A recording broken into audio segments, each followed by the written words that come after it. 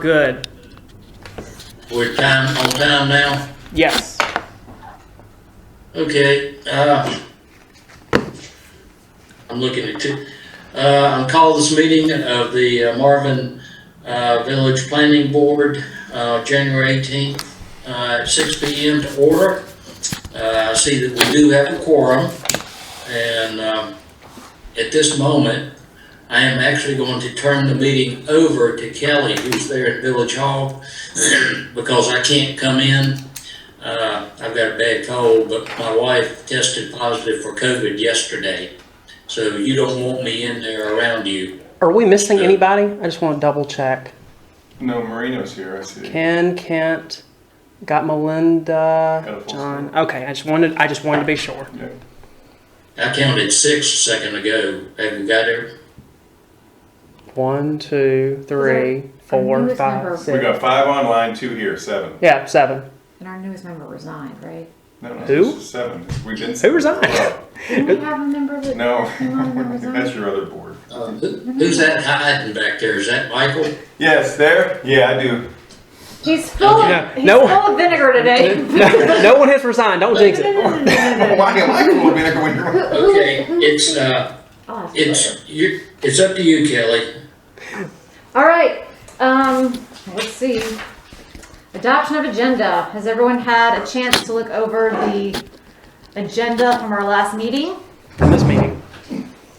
Yep. Okay. Any discussion? Can I get a motion to approve? So move. So moved by Melinda. Can I get a second? All right. Second. Need a vote? And all in favor? Aye. All right. Ken, we can't see you. Did you say aye? Ken Marino. Aye. Okay. Great. I did. Alright. Mrs. Marino said yes. Aye, whatever. Great. Thank you. So moved. Affirmative. All right. Moving on. So we've got. Minutes. Oh, we haven't adopted the agenda. have we? That's what you just did. Oh, okay. Minutes. All right. Minutes from last month's meeting. Has everyone had a chance to look over those? Yes, ma'am. Any comments, questions, discussion? All right. Someone like to make a motion to approve the minutes from the December 21st board meeting? Melinda moves. Can I get a second? Second. Mike seconds. All in favor? Aye. Aye. Aye. All right. So moved. Thank you. Public comments. All right. I don't know if anyone signed on for public comment online. No. You can just turn it over and see if anybody wants to speak. All right. Is there, you know what? I'm just going to take this off. It's probably too hard to hear me. Is there anyone joining us online this evening that would like to make a public comment during this time?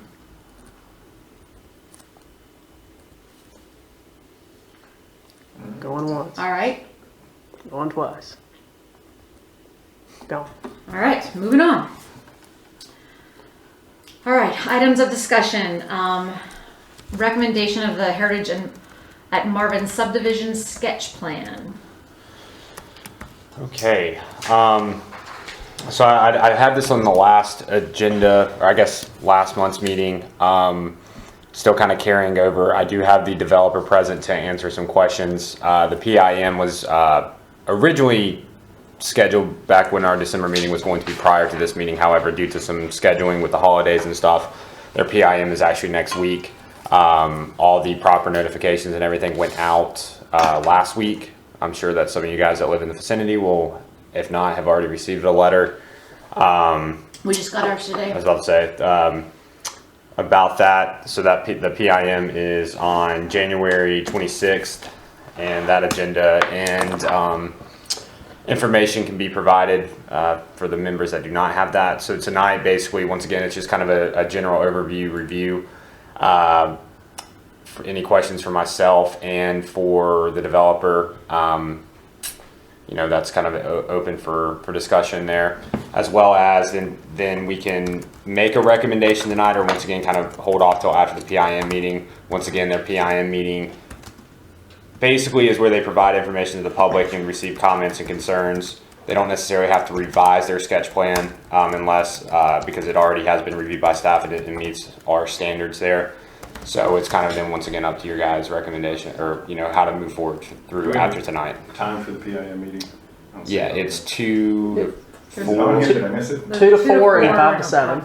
Oh, you're doing twice. Yeah, both, Yeah, they're both they here. have to have 2 sessions. Both of them will be both of them will be at Village Hall. This Village Hall. Yeah, this one. And remote. And remote. And like I said, I can provide Austin or I can get a copy of that agenda and information for you guys. But 2 to 4, 5 to 7. Yep. Thank you.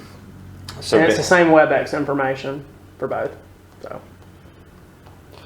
So just general overview of the project. It's on the Odell and previous properties. It's a total of roughly about 47 acres.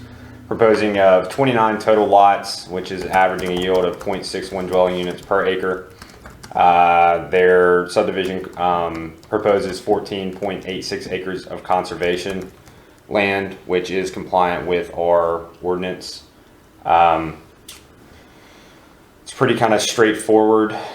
I know there was some questions last meeting that dealt with one. I know Kelly had some questions about the tree preservation area. 2, as well as I know PR. I'm trying to make sure I don't get you guys mixed up with PRG and stuff. But is there any questions that you guys want to directly ask myself or the developer tonight? I have a question. Yep. Hunter, during the last meeting, you said that it was a requirement, and I believe that you said it was actually a state requirement, that water and sewer follow down the main roads and going through the main entrance, and I don't see that reflected on any of these sketches. I'll let Ben speak on that, because I never said it was a state requirement. I know Ben mentioned about his utility plan. Ben, do you want to kind of briefly go over that, the water and sewer extension and kind of what all you would be required to do?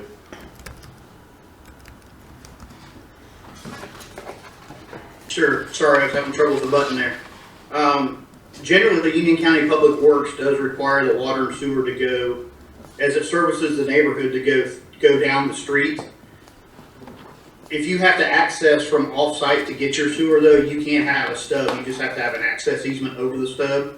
Over that line, that Union County Public Works would be able to have an easement that they could actually drive over with their trucks and their equipment. So in this particular case, with the sewer being anticipated coming underneath the roundabout, we would actually have an access easement. Let me pull this plan up. It would be the access easement between lots 9 and 10 is where that sewer right now is anticipated to come through to tie into the roundabout construction.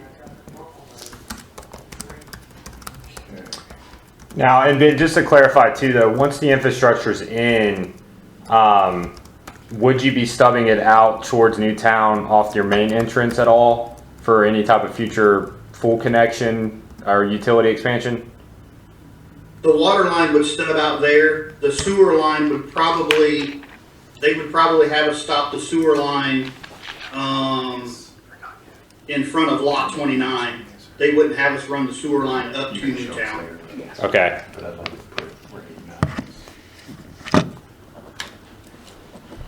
Yeah, Melinda, and to kind of clarify on that, when we kind of talked about that last meeting, like I said, it was kind of conversations with Ben, and some of that's still kind of being worked out because a lot of this is kind of contingent upon the roundabout construction and getting some of that across on how it will have to be done.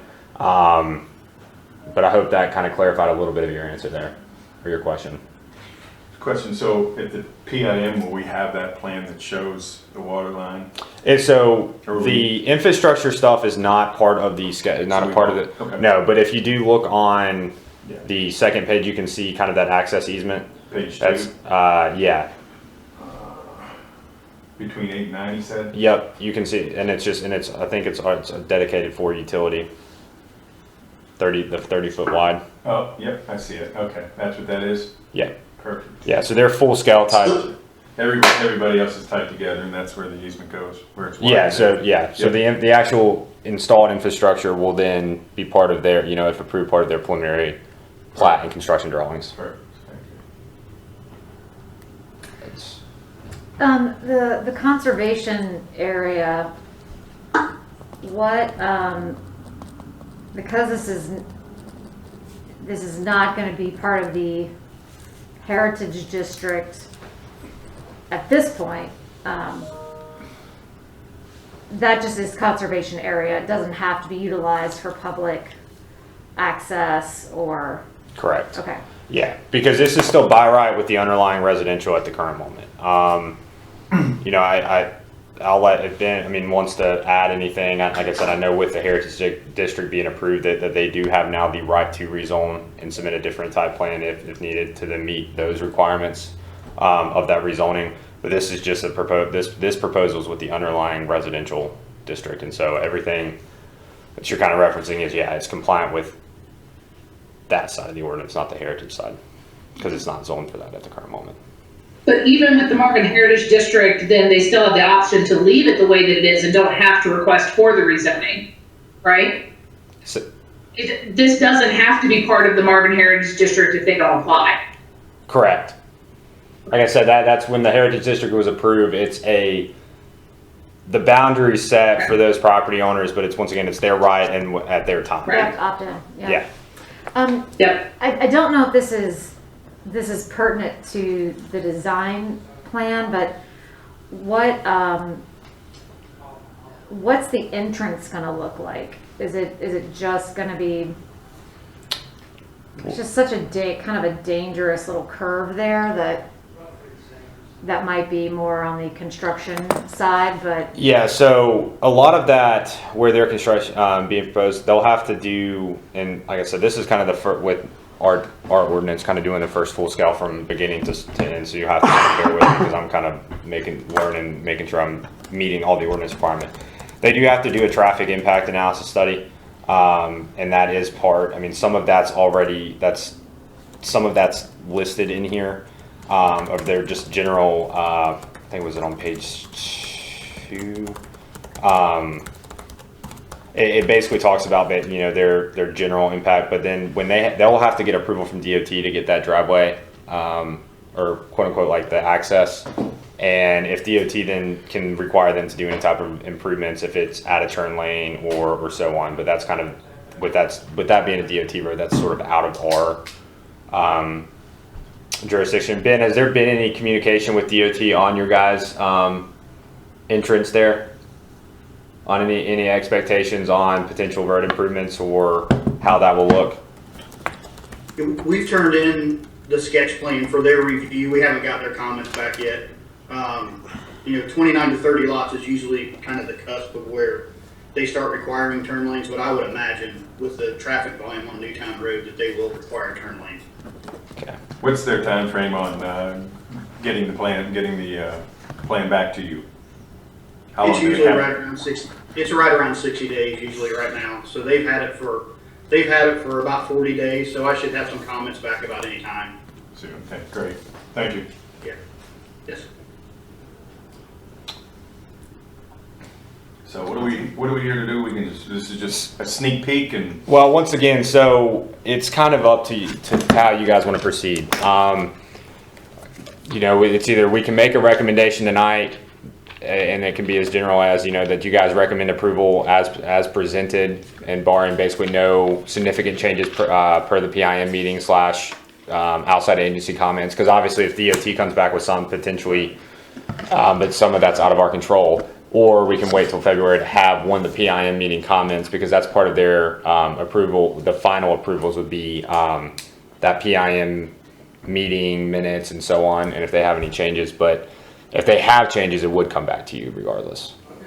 Kelly, can I make a motion? You want to see if there's any, because I think we should Yeah, wait. let's do this, you think what? I think we should wait I mean, till the and- PAM in the next meeting, because and he's getting his information back in 20 days. If you don't want to, I agree. if you want to Yeah. wait till the PAM meeting, you don't need to even make a So motion. we don't have to do anything. Yeah. We just table, yeah. But I wanted you guys to, once No, again, I I know, appreciate it. No, it's good. yeah, I know that we saw it last time, but I wanted Ben to be here so he can kind of hear some questions or There's comments. some pertinent information still out there that we Yeah. need to receive, and I think this is great. This is a great sneak peek, and I'd love to hear the comments from DOT and see what the PIM. Yeah, and based off timing and schedule with their PIM, like I said, it would be,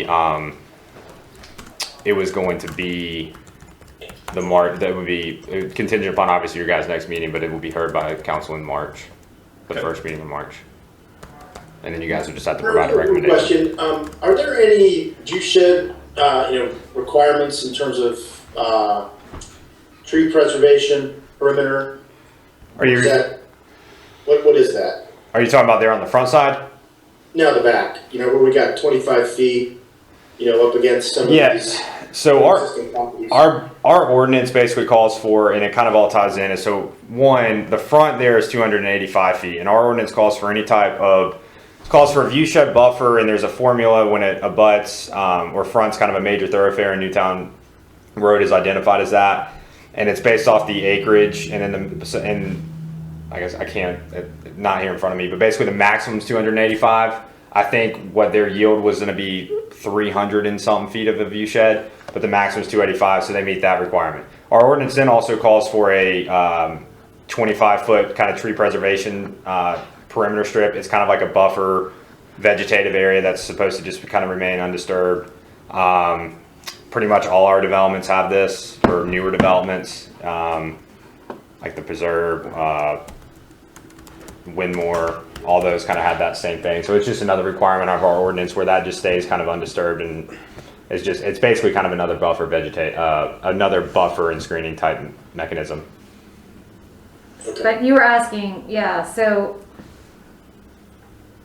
Kent, were you asking about the fact that along Meadowlark, there's an 85-foot view shed buffer, and then there's like a 100-foot tree preservation perimeter, but then when it's abutting another residential lot, it's only 25. Mm-hmm. Yeah. It's only a 25-foot tree preservation perimeter.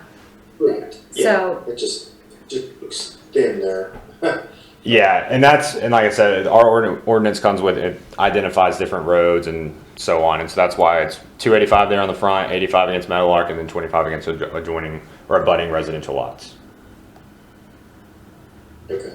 So if they clear the 25-foot perimeter, then that's within ordinance, and that's just the way that's going to be. That sounds like? What do you mean clear? Well, if there's as long as they have a 25-foot tree preservation perimeter, they're within ordinance. Correct. Okay. Yeah, and if there's any trees that, the way our tree ordinance reads is that if they any type of trees that are removed, then are also mitigated within that 25-foot area. I know, like I said, it's a pretty heavily wooded lot, so some of that may be kind of cleaned up, cleared up, / new plantings based off of their tree removal for the actual development.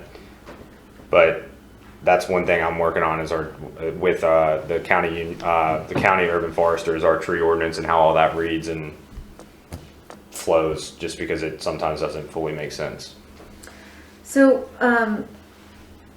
is the tree buffer or the preservation, the 25-foot tree preservation, so it's the exact same whether it abuts a backyard or a side yard?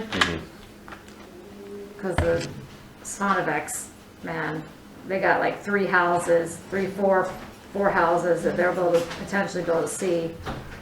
Just seems like a lot.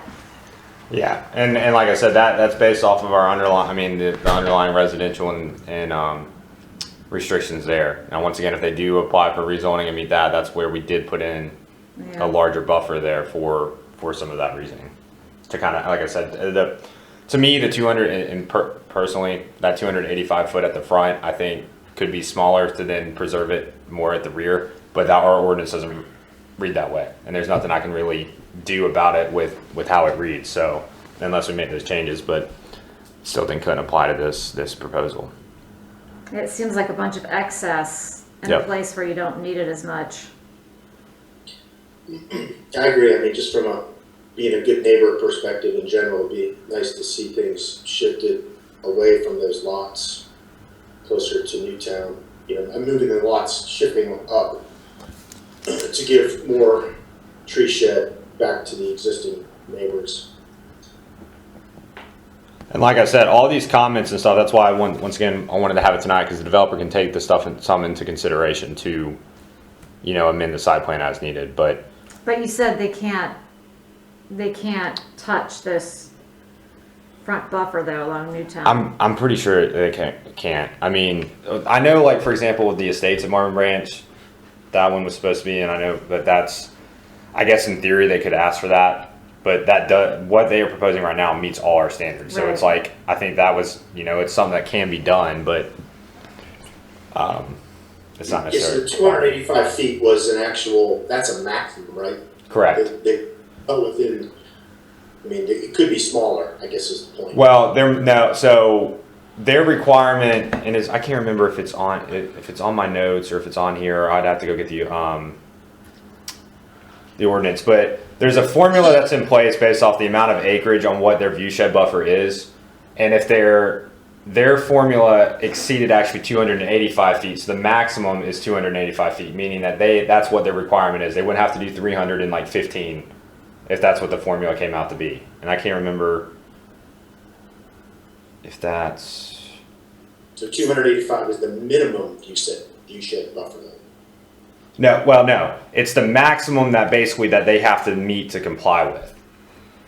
Like, so it is the number, like there's a formula that makes it, and the number can run based on the formula anywhere from, I think the minimum is 25, 80 feet or whatever. I think it's, and then the maximum is 285. So it cannot exceed, it does not have to exceed 285, even if they use the same formula and the answer was 364, right? They don't have to go that high.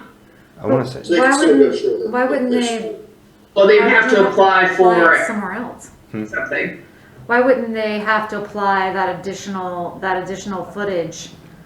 To Just because another this is where it's talking about referencing in that the thoroughfare. So it's talking about Okay. So the 285. But it doesn't along apply to Newtown. the conservation percentage. What do you mean? Like, so the percentage that you're talking about calculating, what specifically does it calculate? Just the viewshed buffer, or does it? The formula that I'm referencing is the front viewshed buffer along Newtown Road. Okay, not the conservation Correct. percentage. Okay. Yeah. So, and the only way, like, if they wanted to be a good neighbor and citizen, and pad that back area, and then reduce the amount in the front, they'd have to apply for what? It's the It's like a variance. viewshed variance that's approved by council. Yeah. And that can be a recommendation that you guys make with the recommendation of the sketch plan. I mean, you know. Slash, if that's once again, it's kind of then it's up to the developer to, I mean, the council can still, request that as well, but what's currently being proposed meets those minimum standards, and that's where it's kind of, it's still, once again, it's up to those comments, and like I said, that's where the PIM meeting comes in, and as well as these initial review from PRG and planning board. Yeah. Okay. I mean, I think it's a great idea. It's it would end up costing them a redesign. So, but yeah, like in my notes, and I don't have it, and it's kind of hard. I'm also still learning the whole iPad things and kind of what I put in the packets and brain. But the view shed that I put, it says complies with 151.080E, which that's where that view shed in our ordinance, and I can go get that if we really need to. No, we're good. I think we all get it. Everybody clear? Yeah, that's fine, because in the same one that you were quoting, the 151.081, it talks about the 285 foot needs to be along the major road. Correct. which would be the Newtown Road. So that's why, again, I'd love to hear in PIM if there are any comments for anybody who is like Keith or some of the other people that live back there if they have an issue. But I guess that's what we have the meetings for. You know, unfortunately, whether they have an issue or not, there's really nothing they can do about it because it meets the ordinance. So, you know, I'm sure they do have an issue with it because even those lots that, lots 14, 15, and 16, you know, those are awfully short little lots. So, if the... True, there's also a lot of tree cover that's back there. Yeah. But like lot 15, if they could readjust the plan and have less of a viewshed buffer along the Newtown Road and give them more room, it might actually give the new homeowner. And, you know, everything that we're talking about is exactly why during the Heritage District discussion and some of those provisions were the way they read is for this reason, to kind of provide that. So, but it's just the way our current ordinance is, it's very rigid. And Yeah. so, They've done what they've done what the ordinance says. yeah. Ben, is there anything you would like to add? Like I said, I just wanted to have this conversation, but is there anything you want to add or anything in regards to the plans? No, and I mean, I like these upfront meetings a little bit, even though it kind of got us out of sequence with the public input meeting. I like to hear all the concerns because it gives us ideas to go back, you know, like those lots, you know, one of the zoning ordinance requirements is that instead of having a 40-foot rear yard, you have a 75-foot rear yard. So if we don't want to mess with the, view shed buffer, maybe there's some consideration on that rear setback. So we could, you know, maybe there's more than one variance discussion on something like that. But let me get with the engineers and kind of run through that and see how that looks, and then walk that back line and see what the tree cover looks back there. I mean, we're not trying to make somebody's, you know, living situation unhappy. We're always happy to try to work around something the best we can. Thanks. Excellent.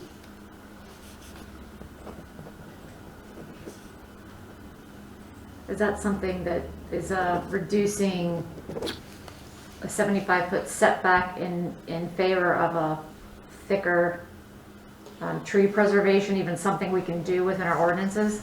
I'll have to look into it. Okay. And that's why I'm making some of these notes. You're not a because robot. You can't just pull this stuff up. I wish I could. Like I said, there's certain things about the ordinance I can tell you about, but then it's like, there's other things that, heck, I've read it 3 or 4 times and it's still, you know, there's, like I said, the way it sometimes jumps around and there's certain provisions in different chapters that I have to then just make sure that it's all there. But no, I can, that's definitely, and I can get with Ben on that, and we can discuss it a little further. Okay. It'll also be helpful. Hopefully the neighbors will show up and give feedback. So, and we will move on. All right.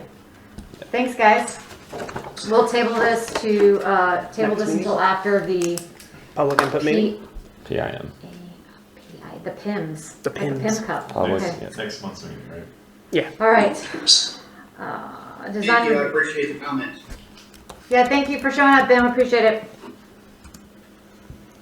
All right, function of the design review board. Discussion of and consideration of approval for the Marvin Eford Park sign. Hopefully. Hey, I got you guys a rendering. I saw Yeah. it. I'm good. We can move. Yeah, I mean, I was a little confused. It's all we needed. I was a little confused on the aerial shots, like where exactly it's supposed to go. But yeah, it's, and once again, I mean, like I said, that's our DRB in the way it reads. Location is one thing. So basically it is going to kind of go there towards the entrance, if you're going down Newtown Road from here, and you know, the park's on your right. Can you share screen page 20 with everybody? I think it'll be helpful. I have no idea how, because we don't have it pulled up on here. Yeah, we can just. 20 in the agenda. Oh, I might have saved it already. That's page 20. Is that what you want? Let me check. You talking about that? Crap. Which one's the map? You're talking about that, One right? that says Are you on Escribe or no? 45 feet. Yeah. We are not, but we. No, I'm asking Kelly Oh. when she's referencing page 20. Sorry. Are you referencing this one? Yeah. I can well, honestly, what I can do is I this can is pull up. 20 I of might have saved the 99. packet. I don't. I can I did. pull up I'm what pulling I it see. up. I'm pulling it up. I'm pulling it up now. I saved the packet. You I talking saved about this one, Yeah, that's what I see. Are you on the HTML one? Kelly? This one? Yeah. I've got the packet. That one going before it. No, I've got the this. packet saved. I'm using this. And then Yeah, this, the HTML version. and then the PDF version. Oh, you're in the PDF version? Yeah. Okay, give me I'm in one the second. PDF and it's page 20 of 99 on my screen. Yeah, I think this is the I think PDF, that's yeah. the HTML version. This is PDF. Oh, weird. Lord, Lord, Right there, Lord. PDF. You need it. I'm trying to screen Oh, share. I know. Well, maybe It's it's the other so, one. yeah, I can't wait till we get. Oh gosh. I will be so happy when we have a functional AV setup. Okay, Melinda's There you sharing content. I was within like 2 seconds of having it shared. Linda to the rescue. That would be page 8. I did not know people attending can just take over the meeting. So that's something to be noted, to take a note of. I might come online next time and I'll just start playing like Elmo, Tickle Me Elmo or something just to, Oh you god. know. So what was, so So just is that little Right here. The black yeah, stuff. that. Okay. whoa. Oh, Melinda, stop sharing. Okay, let me screen share. Yep. And now just go to the page.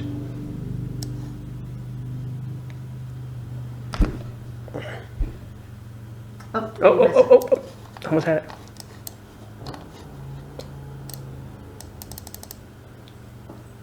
one more. There it is. We're getting there. There There it is. Right there. All right, so that little thing with the arrow, Mm-hmm. that's the sign. That's where, yes, that's where it's being proposed, basically. All right. The approximate location. Yeah. And they went out there and marked it, and I went out there. It's compliant. Where they want is compliant from an ordinance standpoint on placement. Perfect. Basically, last meeting, like I said, our sign ordinance, it was considering a monument sign, and then I was even looking into it further, and I think it's even if it's ground mounted, like post, it still says that it needs DRB approval if it's a non-residential use in a residential district, which this is. So either way, it was going to have to be approved by you guys one way or another. So then we did have a permit filled out with the proper requirements and the rendering, all of which is compliant. So And so it's So set back the- far the- enough. Sorry, go ahead. There's two numbers on there. One's 41.45, that appears to be back to what, the fence line correct. from, and then 23, it doesn't really say what 23 is for. So basically these are some of the things that I provided to Derek back when this all started. So the 41.45 feet is, yes, the rough estimate from the edge of right of way, which is that gray line of Newtown Road, to the fence line. The 23 is roughly how far it is, I think. I think that might be either from center line to the right of way line and or the 23 feet back from the right of way line. I can't recall, because I know on the next page is where I kind of have some of that information. Yeah, because it's a 65 foot right. Yeah, that's what it is. The 23 is basically the center line to the right of way line. Because I needed to give them some of these measurements so they can go out there and literally get in the center line, and measure, because it's not, always easily identifiable. So this is just some of the things that I provided for them to go out and figure out where they want to put it. So the dimension of where the sign is actually going is not provided? No, it's right here. Are you talking about the actual Yeah. distance from the property line? Meets and bounds. But, we can't scale it or anything else, and obviously it's not to scale, not if it's, so. But they've marked it just- up, they physically marked it out there. Yeah, and You've inspected it and it's Correct. fine. Yep. Okay. All right. Yeah, no, I mean, this is, the way our ordinance reads is that like I said, when it comes to a DRB standpoint, there's certain things that you guys are approving, I think mainly from a design standpoint, and then there's things from a compliance standpoint that I have to review anyway before signing off on the permit.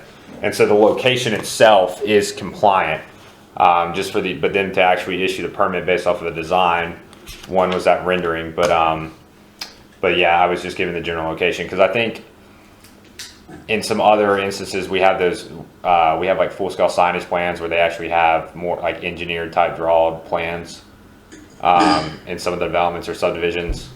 But that's not necessarily a requirement for this. The PRG approved the design early in 21, and that other staff ordered the sign months ago. That other staff. Is that what I put in my memo? Oh yeah, typo, but Man. yeah. All right. And so, and the signage and everything.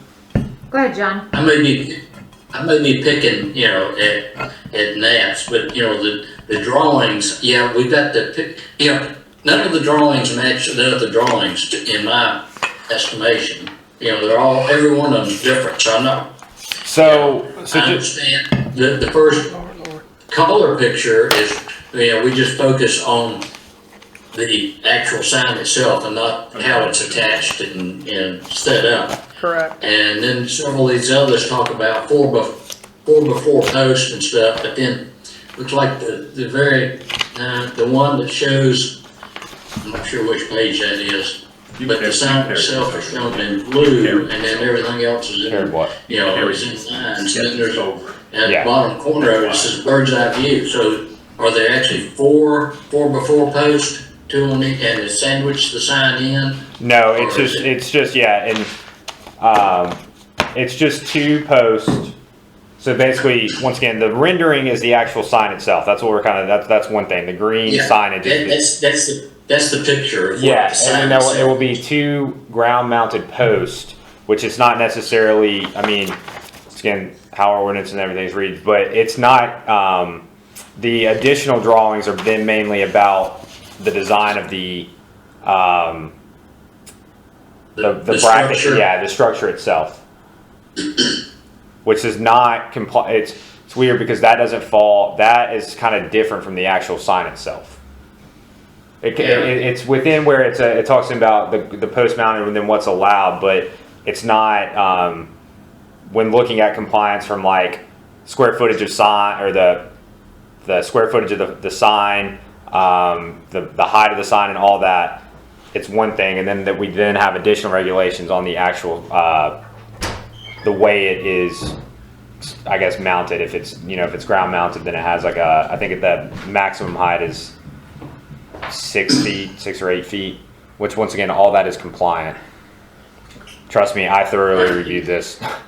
In preparation for this meeting. Yeah, well, but even prior to the last meeting, because that was the whole thing. Is like I said, it kind of got thrown out, thrown at me, and I was in like, hold on, let's figure out from how our ordinance reads to make sure that all this complies. So during that time, I can assure you that it does comply. It just has to then once again be approved by DRB. The one thing that I would ask is that it talks about chains. It talks about chains, like that chains there will be chains on the top and the bottom to keep it from moving. Mm-hmm. So like, is it not firmly attached in between the two? It's like a park sign you would see actually in a national park. Like it's wood beams, chains attached. So It's a suspended, it's suspended. So it's a structure and it's kind of suspended within that structure. Okay, because the fast sign rendering, talks that's about just to show the physical sign. Yeah, but itself. it says installed with black aluminum And it's posts, not. so. And see what this was is that when Derek ordered the sign, this was the rendering of the actual sign itself to then have it ordered. The way that it was being presented.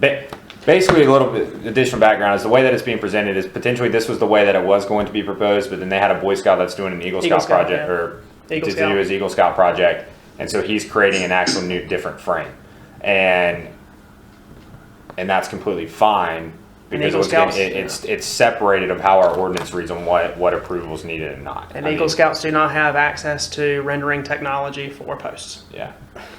So, About that. They're Eagle Scouts. so we don't have to then, we're just responsible then for approving the sign itself and not the mounting? I thought we'd We're design review board, aren't we here? yeah, I mean. Yeah, I well, thought we'd like have I to said, the see, mounting it's just literally wood panel posts that That falls are under you. yeah, and as well as then the bottom's going to be river rock and like I said, all of that's compliant. Because originally what they were thinking about doing is actually having like a concrete ground mounted structure, which was going to be potentially an issue because you need to have something, especially that close to the right of way, that's breakaway, just in case of any type of accident. So it will be, dug and mounted into the ground 2 feet deep, but there will be like river walk or just like kind of landscaping done under it to kind of beautify where around the sign. But the actual basically, from what I read in DRB, is the only thing that needs approval is like the actual sign itself. Location's one thing. I mean, all of that. It's the one thing that I've learned about Marvin, and it's a good and bad thing, is that we ask for a lot of information. I think it's good to have on record and just to make sure that they're compliant. But at the same time, I think in situations either like this or just other things that it's a very broad type standard.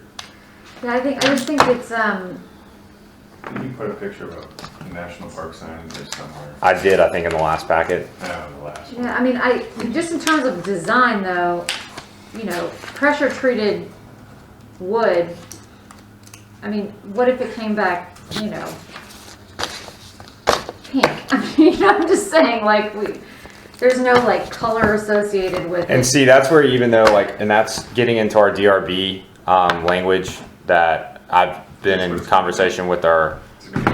It's something Yeah. along the story, Yeah, something see the along the national story. Yeah. One, I can probably guarantee, 100% guarantee it's not going to be painted pink. No, I understand that. I'm just saying, like, from an approval standpoint, it just still doesn't feel like. Well, that's what I was getting at is there's certain things that we can, as DRB, that you guys can approve and regulate. But there's certain things that kind of like when post, unless we specifically have it in our general ordinance regulations, then it's kind of illegal to then put we can't like putting those additional standards on it. So what I mean by that is that if it states in our ordinance that it's got to be earth materials or earth colors or something like that, okay, then we can enforce that. But if it doesn't, and they put something that's pink, and you guys don't like that, then legally it's opening up the village to potential lawsuit because because it's from a general zoning ordinance and overview. Like how am I trying to say this? General design standards are supposed to apply to the district as a whole, and unless you have those additional design standards for specific type things, then and it's not a special use, then we don't really have them the authority if they meet those general standards. And that's all. And that's all from a legal interpretation from the village attorney. Like that, the DRB ordinance is one thing that is a priority to be revised in the next couple It of just months. seems risky. Like, I mean, most of the time, I mean, just in this, I mean, I know it's an Eagle Scout, it's for us, that's one thing, but like, just in general terms, most folks, when they come and they've got a sign approved, I mean, it's like, the renderings are there, we know that it's gonna be this type of rock, and it's like Pennsylvania fieldstone, and so we really get a good idea of what it Yeah. looks like. But it sounds like our ordinances are not, I mean, we're lucky so far that people who've submitted for approval, it's been very clear what they're trying to build and do. I mean, we can ask for more if you want. I mean, Right. I'm just saying in Yeah, I general. mean, the last like- time I asked, I wanted to see a sign. Yeah, I mean, and that's just the thing though. It's like since You got I've a been graphic, here, is what you got a graphic. I got, well, I Since- can't get the actual sign because they can't put it up yet. well, No, Derek- but I mean, like, I'm surprised yeah. it's actually not here because Derek was actually going to bring it. But Is it here? it was or was Good supposed thing, to be. But good thing that we're approving it. well, I mean, like I said, the sign's already been bought, and that's one thing. But getting back to Nobody our took a picture of ordinance. it. What do you We mean? don't have a picture of that sign. I mean, that's it. That's like it. I That's said. the sign. The rendering is the sign. I know, but the actual sign, that's all, I'm fine with it, by the way, listen. I understand what you're saying too, because I was very picky on the last meeting, that I think we should at least see what the freaking sign Yeah. looks like. And that's just part of, like I said, the application requirements that is needed. If people go above and beyond that, then once again, yeah, that's something that you guys are used to. But And we can always request more. Well, maybe that's what he's saying. It could be It's- illegal for us to. you can request. It depends on the information. Like I said, it depends on what you're trying to look at.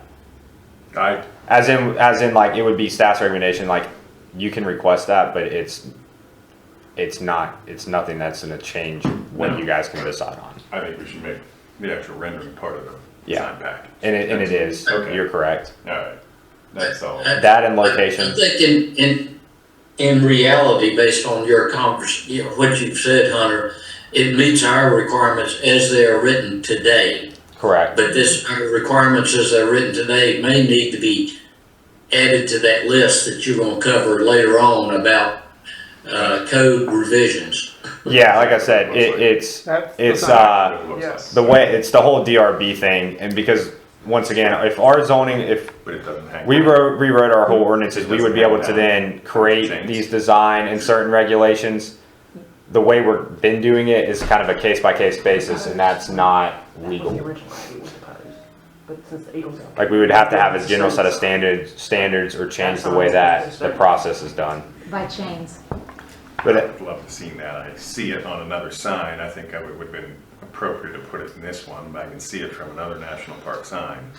and then that's the other thing, is that since I've been here though, the signage plans that we have done outside of Village Hall have all been for Marvin Gardens, which then do have their additional set of design standards on what type of material and color and so on. We've been spoiled. Yeah.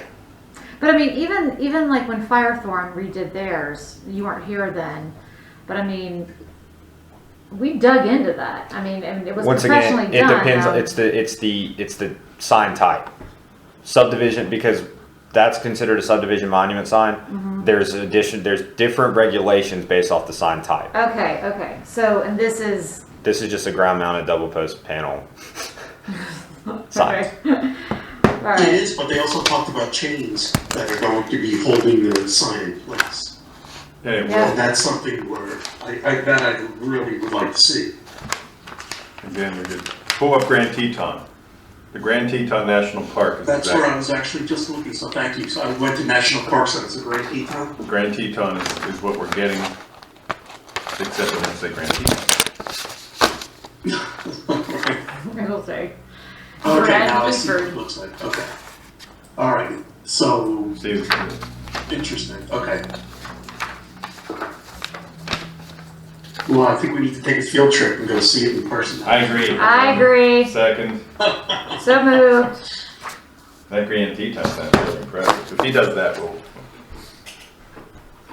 get it. All right, that makes sense to me, okay.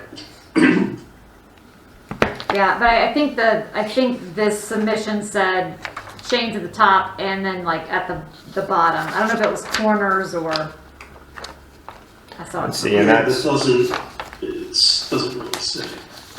And the drawing certainly is different than, Well, I'm not sure where the chains would even go based off the color rendering from fast signs. yeah. So once again, it's kind of things have changed, but even though from our ordinance standpoint, it still all complies. All right. It just has to receive approval from you guys. Anyone else have it anything to meets say before all we those minimum move requirements. to approve or No further discussion. no further discussion? Question mark? All right, is anyone ready to make a motion to approve this little door sign? I move it submitted. Approval All right. is submitted. Do we have a second? Melinda seconded. All in favor? Aye. So moved. Aye. That was unanimous. This isn't a Horsford meeting. Yeah, because even like I said, our ordinance doesn't have anything on the type of poster. It's just, you think it would need to be like, how will it be mounted? It'll be mounted by a hippopotamus. I don't, it can be anything. All right. Discussion of prioritization of future zoning text amendments. I think. Oh, no. Oh, wireless facility. Sorry. Discussion and consider recommendation of zoning text amendment to the Village of Marvin zoning ordinance / small wireless facility. Okay, this one should be fun. Which this is actually the first of many revision / recommendations that staff will be providing and to our zoning ordinance. So I think I briefly had mentioned this to you, but to kind of give you guys a brief overview is that one, our ordinance, shocker, is kind of dated in certain areas, one being telecommunication facilities. Technology changes, the way that those facilities are being installed have changed, and a lot of that has actually been because of the way that the federal and state government has regulated that. Basically, now that with the new technology, the 5G nodes are, smaller, less impact to an extent from a large scale tower, but there's more of them. The federal government also then, backed by North Carolina state, the way that their language reads is that we can't really do much from a zoning standpoint if it's in right of ways, because they're just considered utility. They kind of have that utility type exemption for that, but they do have requirements of, I think, like a max height of 35 feet. I mean, it's stuff like that. And basically the reason that came about is that a lot of the towns, municipalities had in their language, just like we do, make telecommunication towers a special use permit, meaning that it has to be approved through that quasi-judicial process. Well, they would put all these special regulations on them and they could potentially get denied. And so then, once again, because nobody wants them in their backyard, and if they have factual type testimony, then it can be denied, and so that means less cell towers. So that's why, hey, let's get around this by doing these 5G nodes. With that being, My husband wants one in our backyard. You could call us. Yeah, and once again, with the cell service in the area, that's another thing. So basically all this got brought up is that back in October, November, Verizon inquired about putting 2 small cell nodes in our municipal limits. Well, we don't have regulations that really kind of, I guess, they're going to be allowed regardless, is what I'm trying to say, but we don't have necessarily the regulations that we can impose. We don't have those on there. So basically this is an ordinance that Tom kind of helped with and provided a lot of, some of this information. That basically it's minimum on what we can do, but this is the maximum that we can do based off the authority given from the state. We can't really regulate location as long as it's within, like I said, public right of way. They're pretty much granted. They don't even have setback regulations, like. They'll have to get encroachment agreements from whatever jurisdiction that is. So if it's DOT or us, which that's where we do have a little bit more teeth. So if it's within a Village of Marvin Street right away, there's stuff in our ordinance that says, like, if it's some type of like light pole or structure or something like that, it can't interfere with like sidewalk and certain things like that, so that we can kind of maybe enforce that from a location standpoint. Mm-hmm. But for example, one of the proposals from Verizon was in a DOT right away. If they get that encroachment agreement with DOT, there's nothing. And DOT is not going to grant them to be able to allow them to put a structure so close to the road anyway. I mean, it's going to meet same thing with like light poles and the power lines. It's going to be right there on the edge of the right of way, and then they'll have those utility encroachment, the encroachment agreements with whatever that jurisdiction is. The other thing, in this ordinance, in the way that our telecommunication ordinance reads in general is, I'm going to stop. Are you going to slow down? Yeah, I'll stop sharing. Is the idea of promoting co-location. You see this either if it's a large scale tower, you have multiple wireless providers on one tower, once again, to alleviate multiple towers popping up throughout the area. It's kind of the same concept with this, is that from my understanding, you wouldn't have like Verizon and AT&T on the same node. I don't know. I don't really know the full scale, but it's like we can ask for them to then, put that little node, which is about the size of a refrigerator. It's like 8-10 feet tall. So you got the actual pole and then the actual node itself. There's one right out here on Ray Road, right when you come out of Marvin Creek. Okay, right by the. It's in the county area. Yes, There's also and if you go down Ray Road, you see these, and honestly, and that's the thing, is like when you don't see them. Yeah, because you're so used to them, but yet one of these proposals was honestly to put one in the middle of Tullamore, like literally in the middle of somebody's front yard of Tullamore, and it's like, why? And so we're trying to then create regulation on, from a design standpoint, and kind of once again have language that we can use to try to, push them from not doing certain things like that. But one thing that they can do is co-locate off of power lines. And there are transmission lines that run all the way down Marvin School Road. Mhm. And so that's kind of what this ordinance, that's kind of the goal here is to, have them co-locate off of or make it look like if it's a light pole and stuff and just from an aesthetically pleasing. But, this is kind of, once again, the first recommendation of probably many to kind of update our ordinances, get them kind of up to times of what we can and can't do. This has been in the works, like I said, since October, November. But is there really any I want to discuss it and answer any questions on this, but basically the ordinance, once again, it will go into that telecommunications section of our ordinance. It just adds additional definitions and regulations for small cell, specifically defining them so then they wouldn't be considered, either not considered telecommunication, where, once again, it gives us the authority to regulate because they can argue that we don't have it in the ordinance and they can do what they want. So if we approve this text amendment, will they be able to push through a larger, because the small cell is all over this, a small wireless facility. Would they be able to push a larger one through? No, the large. So that's what one thing we're trying to do is we already define telecommunication towers, and I think it's anything over 90 or it might be 45 feet, and then if it's above 90. There's additional regulations. Once again, it's not in front of me and some of that, but so small cells defined as something different. So this is for small cell nodes only. If they're trying to get a large scale tower, like I don't know how familiar you guys are with the one that's actually being voted on by the commissioners tonight that was on off of Ray Road that has Is it going to be a fake pine tree? I have that one. I have no idea. That one's not proposed and it's not in our jurisdiction, but we had to deal with it because it's right outside of Amber Meadows. But We spent a lot of time on it. yeah, so I'm very interested on how that's going to go tonight. So large scale telecommunication towers are defined as something different, and they would have to go through those proper approval processes. Which all large scale telecommunication towers are special use permits in our ordinance. So.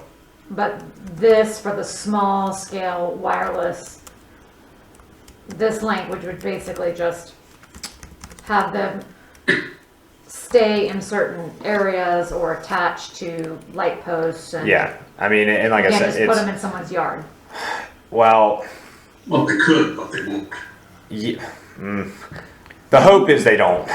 It kind of then gets in, like I said, it depends on then, like if they want to battle it from an attorney standpoint, like if they come, basically what they could do before, if let's say this ordinance gets adopted, what they could do prior to or before if this gets adopted would be. No, they could honestly, if it's DOT right away, they could put up that pole and I couldn't do anything about it. They wouldn't have to get permit approvals from us. This is one, making them have to get approvals from us, but then what we can't, and be aware of it. And that's one, how the ordinance reads as well, and that's my chance of saying, hey, And then is there other options you guys have looked at other than this? Instead of them just working outside the process. Correct. This brings them to the table. They have Yep. to come to the And then the second part of that is if it's within our right of way, or if it's a private road right of way. But I'm mainly focusing on ours. There's other parts of our ordinance that I maybe then can deny an encroachment or that application. But if I can't really deny it based off of location. Is a simple way what I'm trying to say. This is just setting up some ordinance. Yep. This is just, and we can, You can change it this later. gets us set up Well, something and- that they have to review and have to come to us and everything. Yep. And then we can tweak it as necessary down the line if we feel we need to. As long as it's compliant with the state. Correct. And that's where what we looked at is kind of some, once again, don't recreate the wheel. We looked at some just Right. other ordinances and stuff, but the way some of the things that's in here is basically the most restrictive we can be. Without That- breaking the law. Yeah, without breaking state and federal law. A couple of questions. Yep. One is once again basic. Are we adding a definition for what a small cell tower is? Yes. I mean, is it, yeah, height limitation and, or, I don't know, whatever. Yes. So that someone can't get, you were talking about maybe 35 feet. But what if someone comes in and says 40 feet or 45 feet? Is that mean it's not a small cell or? Correct. And then it would then be considered just a telecommunication facility, which, Goes through a different process. yep. All right, So we that's also, the goal here. I'm sorry, John, go ahead. yeah, we also say, it would be nice if you can co-locate on some of these other poles, but there's nothing that says that we can force them. Is that right? Yeah, it's a game of poker. I mean, And is that what this process is, so that we can force them to come to us and discuss where they're going to place these? correct. Yeah, and as well as charging them a fee and get money for it. Yeah. Because like I said, prior to this, Have you checked out fees in other municipalities? yeah,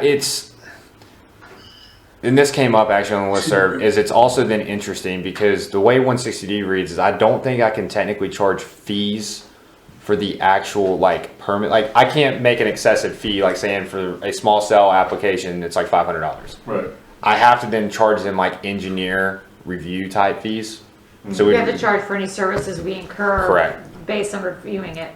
But still, I mean, and that's one way that I do know some municipalities. yeah, that are some municipalities, because basically what they'll have to provide us, and Verizon honestly did this back when all this, like I said, started, but we didn't necessarily have the language, and I kind of had to play hardball. I had to work with it, as well as I told them about the large scale tower proposal, which they were then potentially going to co-locate off of, but if it gets denied, I'm expecting potentially Verizon to come back to the table, so that's why I'm also trying to get this moving forward. But So you want us to approve this so we have some zoning? well, yeah, you guys would recommend, and then council. Small cell. Oh, crap! On I guess small it'd cell, be right. March now. What? We'd have to have a public hearing, and they can't call for one. You would have to have a public hearing for this? Yeah, because it's a zoning text. So. Yeah, you're right. Okay, yeah, we would. Zoning, it's a text amendment to the Marvin zoning. They technically, yeah, it's gonna be March. It's gonna be March? It would be March before they could have a public hearing. Well, then we should get to it. Yeah, because our ordinance requires for the council to call for a public hearing, and we don't have a work session in January for them to call for We a have, February we public have cancel hearing. it for other reasons. And I don't think there's any. Can the mayor just straight up call for one, or does it have to be like everyone's present? Vote of council. Vote of council to call for a public hearing. Call it special And- meeting, though, couldn't it? Yeah, they could.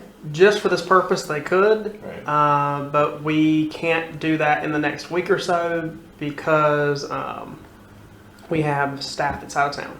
So Right. that's why Well, we're yeah, canceling the work session.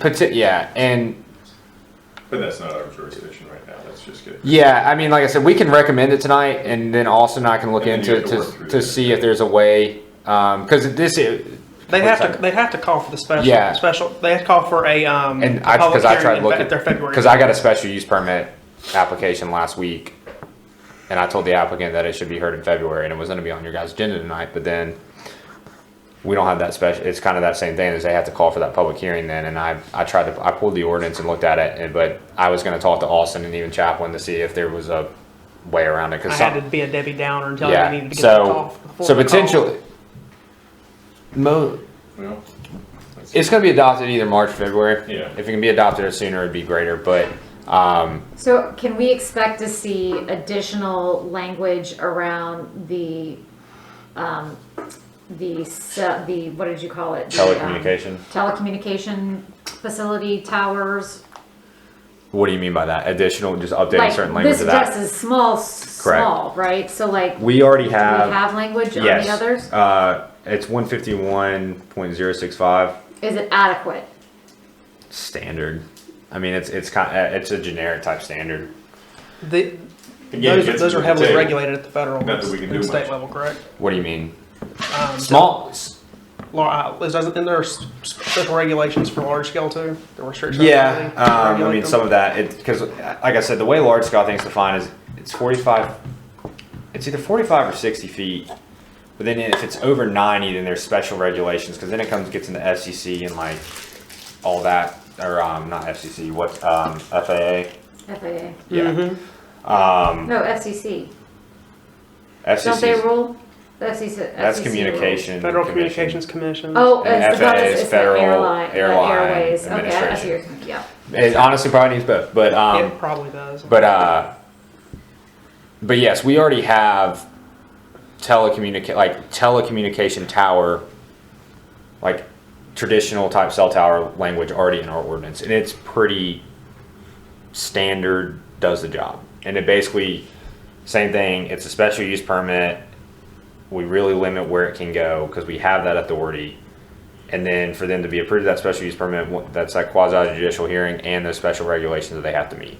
Okay. Does anyone else have any questions or comments on this small cell language? If, so Tom has helped you and worked with you on this. Has it gone, or does it have to go to Chaplain, you know, I guess prior to the council? Have you sent it, so we sort of quote expedite it? Yeah, so I'm gonna have Chaplain review this anyway. Like I said, this started back actually in September. But Chaplain, this started in September and we kind of discussed it, but then it kind of was able to get shoved off based off of this the county cell tower proposal and Verizon not being pressuring us. But now that and obviously then with the focus of the Heritage District, once that got off planning board back in November, Tom, that was the one that I directed Tom. I was like, hey, let's start working on the small cell because I knew this was the first thing that I wanted to get to you guys. And I also, December, I didn't really want to have it on here because December, but I guess in a way I could have. Thank you for letting us go home early. Yeah, because did we even leave early? I don't even remember. But yes, this will go to Chaplain for review.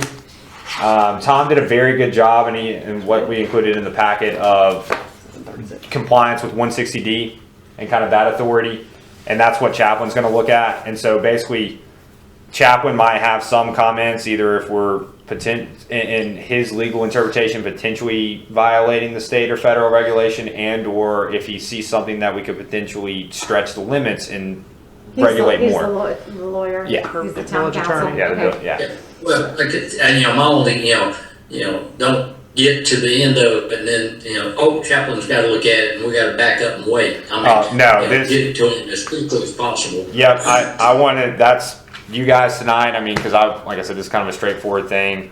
Like I said, we made it as restricted as we could based off of what we're looking at. But yeah, this will pretty much, if you guys are recommending it, then I was going to send it to Chaplain to review prior to the council meeting. But I'm pretty confident there's nothing that he's going to be weary of and or anything that he maybe can, like I said, if it's suggestions more stricter regulations, I don't think that I don't think you guys would have an issue with something that's stricter. So when we make the motion, then do we add in based on Chaplain's comments? I mean, the council Or do will, we can just say yes and then, You can just recommend approval As presented. as presented. as presented. We'll take Okay. care of attorney Yeah. review. The council will require that There's anyway. nothing else I'm gonna do. anybody else have any questions or comment before we move to vote? The only thing that I'm thinking is if North Carolina really hasn't come up with any type of laws tying the hands of the carriers, how much can we really push? That's where So, so in your guys' packet after the memo and the ordinance, there's that it's when it starts on, it's page 58. I guess it's actually page 58 of the packet, which it's funny because it's page 59. It's of what I printed out, but it's 160D-930. Basically, the next, I think it's like 10 pages. That's everything. That's the state general statutes. Basically, what authority we have, and they define it.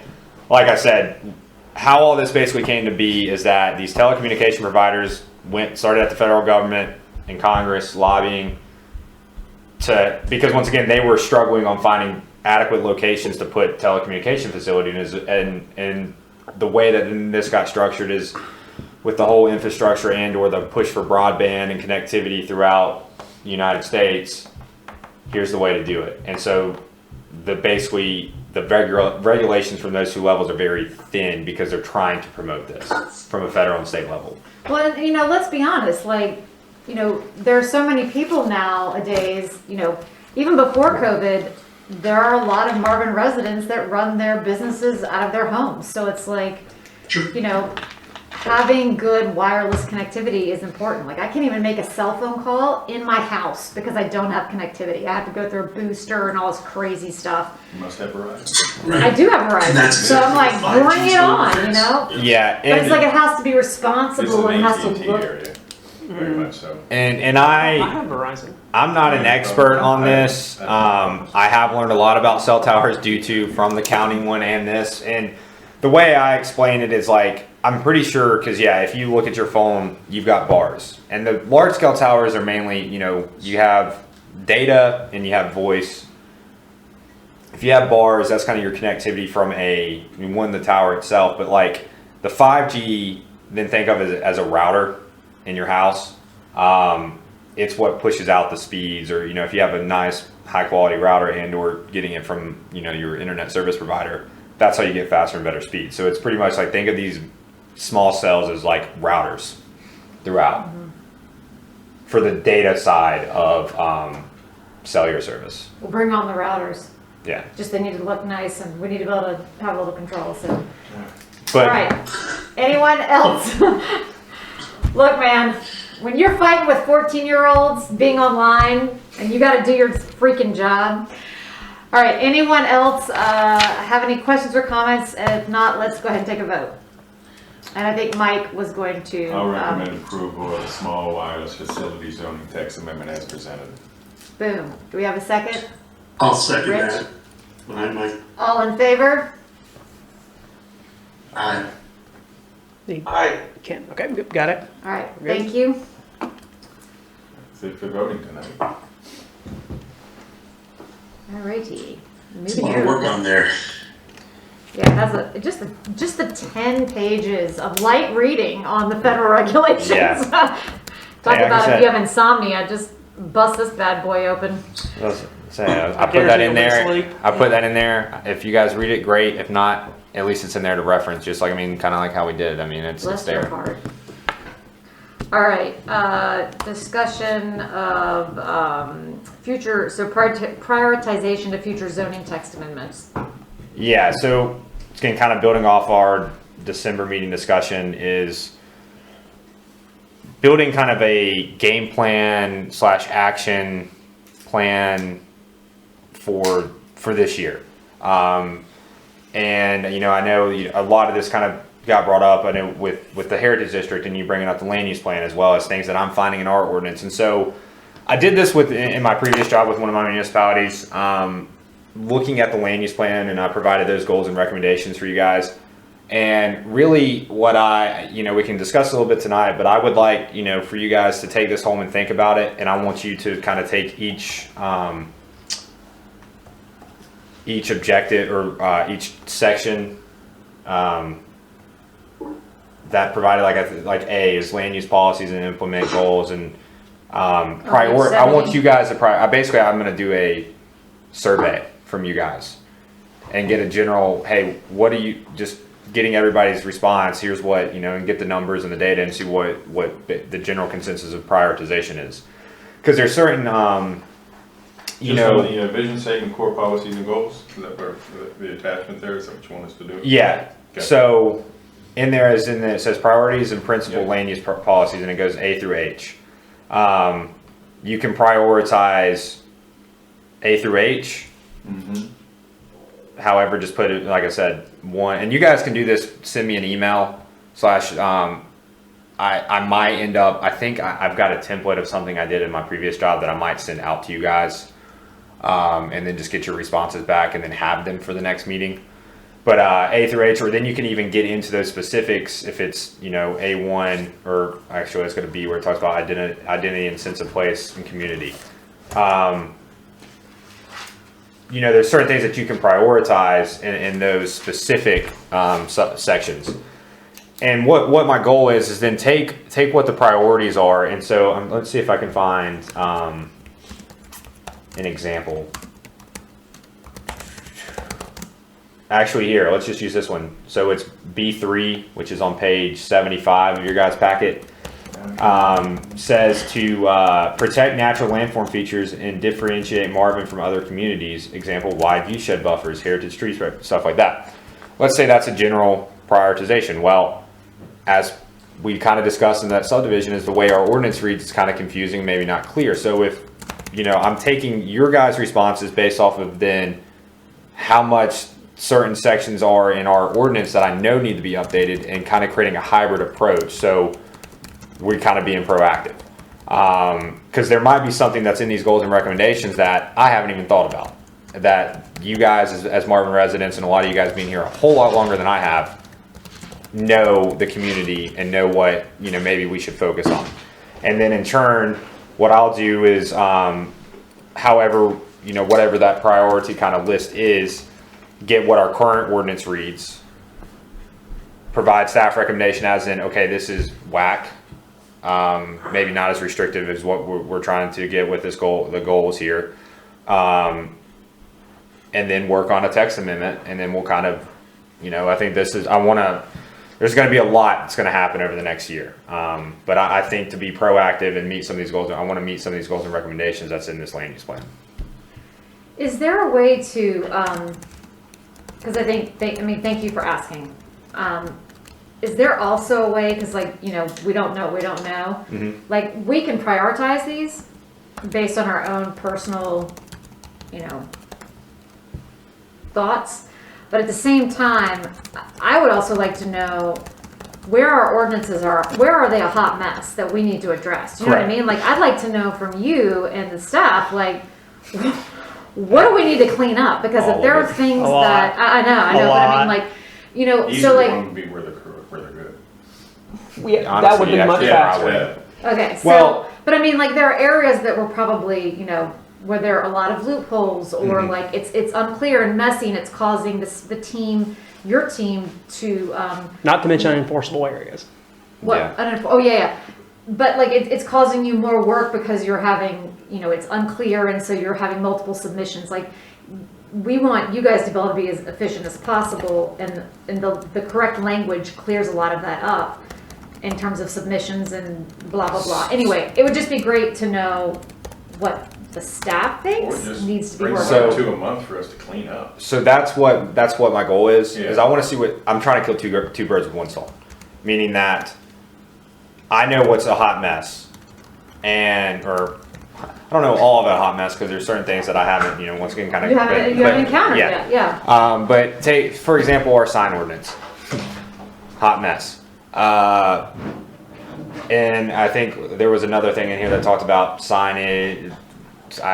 It talked about Are actually. you guys keeping like a running list of yeah, like when you market. find issues? Are Yeah. you like putting them in a spreadsheet and giving them like a high, medium, low priority? Yes and no. Just I've so got you an have a ongoing master list. list of what But- needs to be addressed. Yeah, so my plan and thought on how to do this is like, I want to know what you guys' priority is, just based off of, hey, these are the goals and recommendations that you guys reviewed and were a part of during the land use plan process. A lot of these were taken into consideration from you guys, as well as some of the input from the survey. To then direct, okay, if there's certain things in here, and if there's something in here that's about buffering, and then I plan on taking certain sections of our land use chapter and doing sections at a time. So if that's a priority on your guys' list, but it maybe is like middle tier for me, then maybe we'll just go ahead and do it. And then, if I'm trying to, there's going to be a system that I work in place, or it might be, like as Mike was saying, bring to a month, it might be one that's a hot mess priority and one that's a priority by you guys. I just want to be, in all reality, the best way to do this would be to rewrite our whole zoning ordinance, but we would either pay somebody to do that, and that would also, Scratch. yeah, and That sounds a little scary. It sounds it sounds easier. but honestly, it's like the difference between fixing broken code and recoding. Well, letting the professional do it and getting it done efficiently And there's going to be certain sections that we're going to fully rewrite, and what I'm going to do is take in each section there's a goal or purpose and intent. There might be a meeting that we sit there and we discuss that goal and intent, make sure we're all on the same page of what this ordinance is trying to achieve, and then I research and get stuff and then provide regulations that I'm thinking meets what everybody's consensus is and meets that intent and purpose. And so and we're doing it kind of section by section. Like we're talking about our subdivision ordinance. It came up even at the last meeting with the estates of Marvin Branch, like preliminary plat and all that.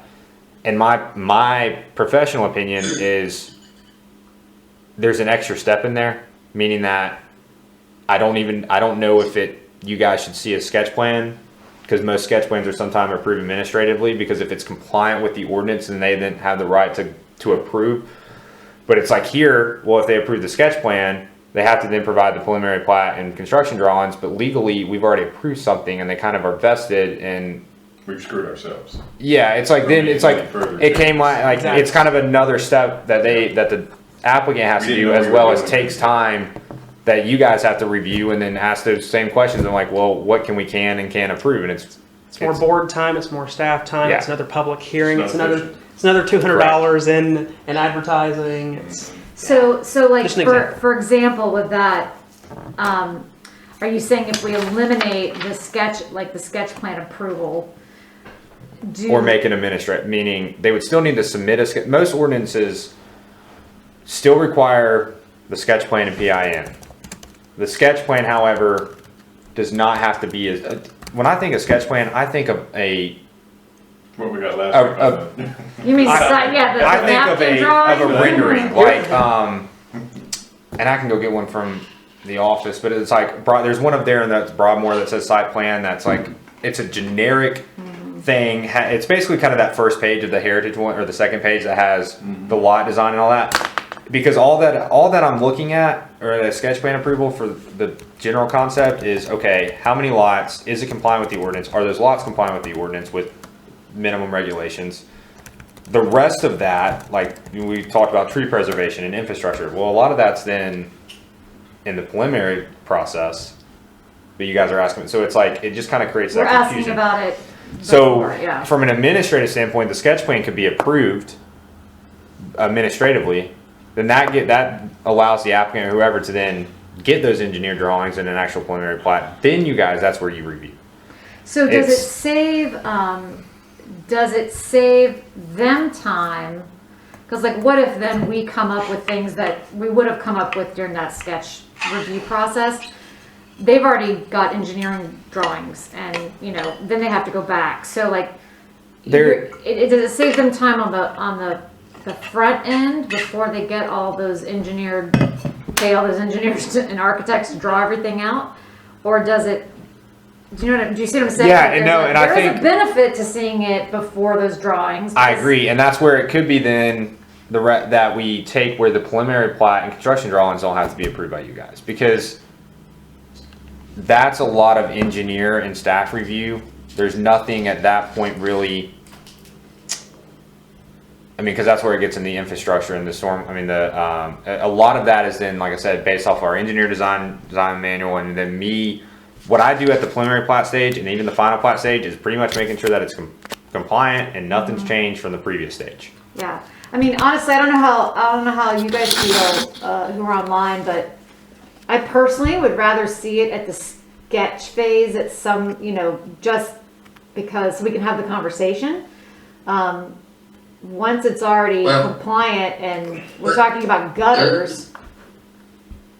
Let me say, that's beyond what we're trying to talk about right this moment. We're talking about the overall how to attack it, not specific chapters, etc. And so, You're right. we'll get into those deep conversations and later. We just need to, agree on a plan right now of how to attack them. You're right. Sorry, Right. John. I went down. I stuck my foot in It's- that Trust me, hole. I was going down that rabbit hole too, because that's kind of We were holding hands. hands going down Yeah. together. It is because that's one priority for my, that's one of the, and that's one area that I think that could be revised, because even, for example, with the heritage, it's unclear on the process, on really what they all have to have. I mean, just certain requirements. So there's certain things that I think, and honestly though, after potentially that one, I don't know how many more major subdivisions we're going to have, because there's not enough. The adequate developable land's kind of limited. Yeah. But so maybe it's not necessarily a priority. I mean, but no, I was using that as an example from how a staff standpoint. It's time consuming, Yeah. it's double effort. So can we bring you, do you want our priorities submitted via email? Do you want to actually do a little like Survey Monkey type of thing? So you've got them, you're not. So what I'm going to do, keeping track. I would like you guys to Or Google. prioritize based off of what at least, a general prioritization. I might create a form that I'm going to send you guys that might ask for a little bit more information, as in, and you can even potentially not necessarily justification, but like comments, like, and I'm trying to think. I mean, even if it is that, like, once again, kind of getting back to commit to preserve landscape and implement view shed buffers that characterize Marvin. Like, if that's a priority for one of you guys and you want to tell me why, well, tell me why, because then I'm going to, like, that will help me then understand certain things here. Like So, Melinda and I are really hardcore on preserving rural Yeah. neighborhoods. I did not So know that. stop. You think the others are not? What? No. I'm just saying, like we're the ones who will fight about it. You know what I mean? Like we will. I'll have a fist. But I'll keep my distance. and some of these too, like, traffic. I know traffic's a big concern to a lot of people. Yeah, but there's not a ton that there's like mostly they're concerned about There's Newtown concerns about Road. 21 is what they're concerned Yeah. about. We can't do anything about that, South Carolina. I still say build a wall down there. But there's certain Big things mud. though, once again, Make Marvin great. it may not make sense. Like you're asking, like, how can we do that? Trust me, there's a way. There's ways that we can put in our ordinance. If, once again, I'm using the heritage subdivision as an example. Like, even though it's a DOT road, and I would have to do some research, but legally, like, we could say, like, yeah, actually, let me use the infrastructure one as an example, the water and sewer. We can require them, as long as, for the most part, by ordinance, that the developer put in infrastructure. I mean, we'd have to set requirements, like, because they would have to do some type of feasibility. Like, for example, in the town of Valdez, where one of the places I used to work, the developer had to install water and sewer or connect to water and sewer unless they were like 1,000 feet away from the closest line, and then they could put in well and septic. We don't have that language here. Can I set a reminder? If the developer wanted to do a well and septic development because it's 1 acre, if it perks and all that, they could. And I don't think, We'll talk about I think it would be better to have the developer put it in, because water and sewer is kind of a necessity, as well as, filling septic, the aging of septic. I mean, I've dealt with that. So there's ways that can be done, or we can at least try to achieve some of these goals, even though it might be, in theory, kind of out of our control if it's with traffic with NCDOT, or same thing. Like, we could kind of like how we did with the Heritage District, ask for sidewalk or have them put curb and gutters. And there's certain things that we can do to make it work. So, but like I said, I want to know where your guys' prioritization is. So my thought is, once again, prioritize based off of this. I will send an email. I will try, and then I just need to make a note to get you guys an email out tomorrow or Thursday with just a general kind of form that I may. Do you use Google? I can. I've got like I said, I've got a template, because I'm just wondering, because there are folks who, if they use their work email addresses, they're behind firewalls and they can't access Google. I was just going to do a Word document. Oh, okay. And then you guys could type in that, email back to me, take it out, write on it, bring it by. But yeah, I'll get that, and then I'll put it in the email. Hey, I would like to have these at least, let's see, our next meeting is February, let's see, calendar. February 15th, so packets will go out roughly the 10th. I would like to have these no later than February 7th. So then I can put together everything, and then we can potentially, if I have some of that back and on that, I might, once again, bring to you guys already a recommended text that, but we can kind of continue this discussion of prioritization. Because one thing is too, we have our joint meeting with council in March. Does that sound Yeah, I right? think so. That sounds right. They'll want to, and this is also trying to help us develop an action plan for the year.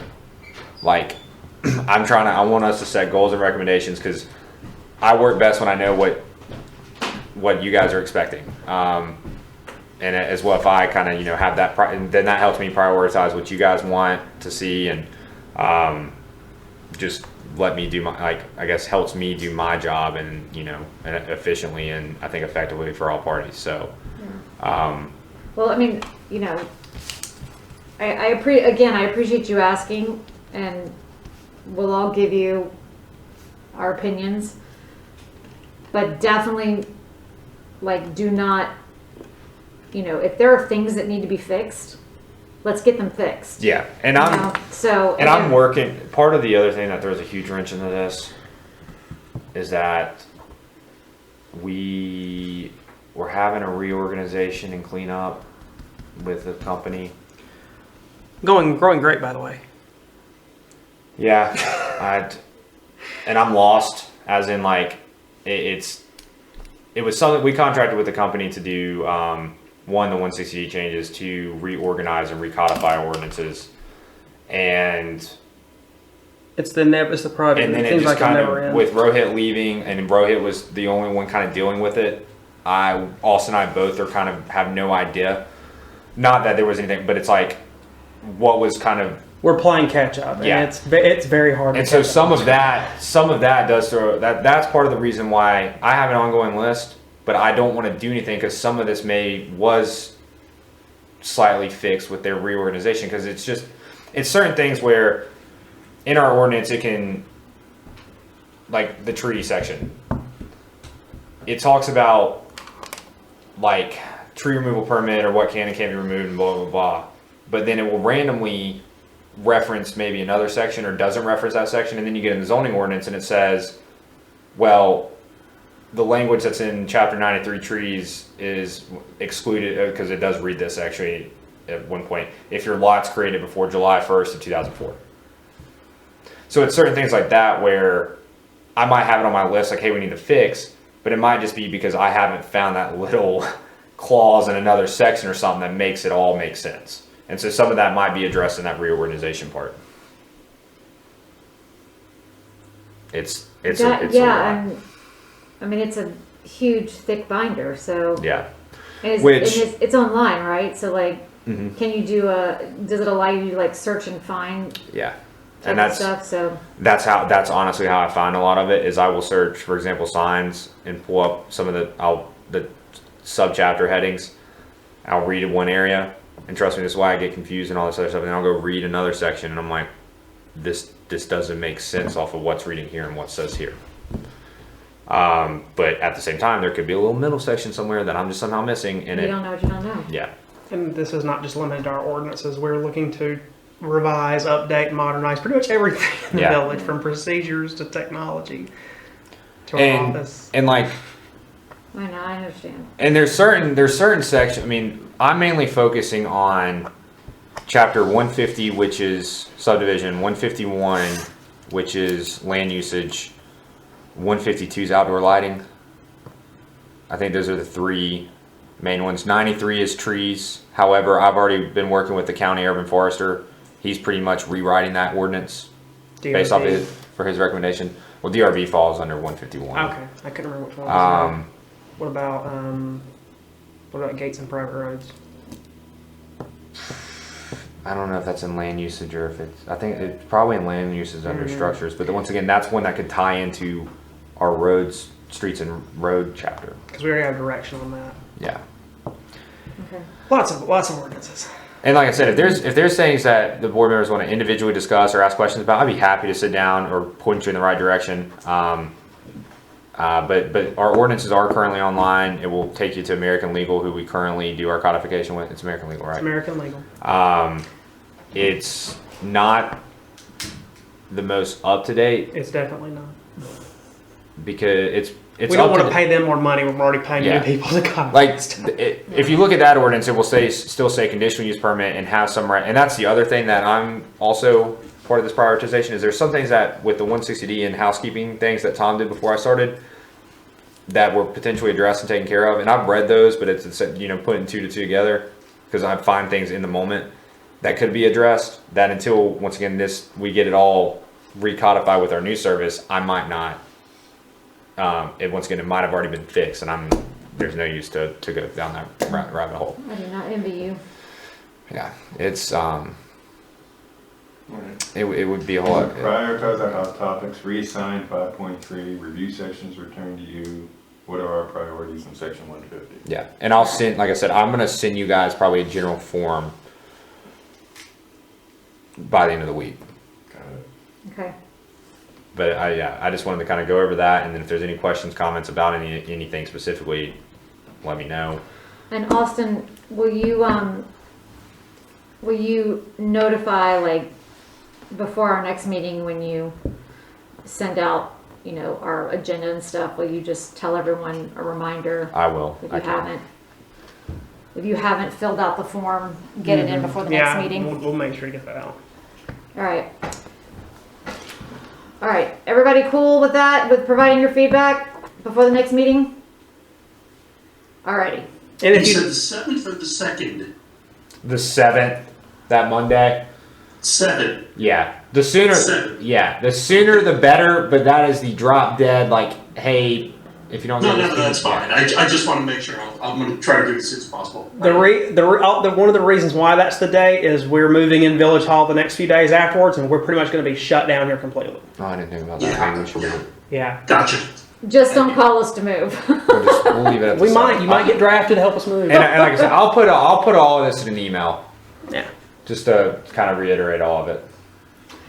All right, the ever fun statement of economic interest and code of ethics forms. This is just like for the new year. Yes, you have to do these every year.